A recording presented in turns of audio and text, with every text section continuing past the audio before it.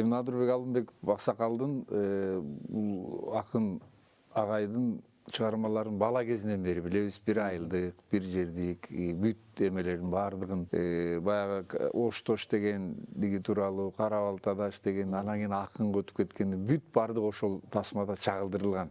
Бала кезинен баштап үй бүлөсүнө чейин, ошол айылдын ырлары, чыгарган ырларына чейин баардыгын камтыганга аракет кылдык.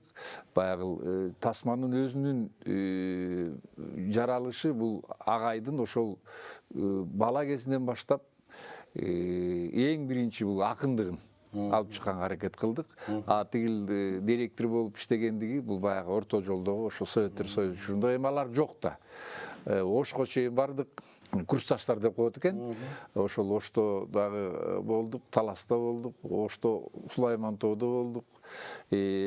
Таласта Шекерде, Манастын күмбөзүндө өзүбүз төрөлүп чоңоюп өскөн Беш Таш жайлоосунда. Эң негизгиси Надырбек Алымбековдун, аксакалдын акын катары. Азыркы учурдагы көп окумал жазуучу акын катары ошону белгилеп, анан ырларына обондордун чыгышы.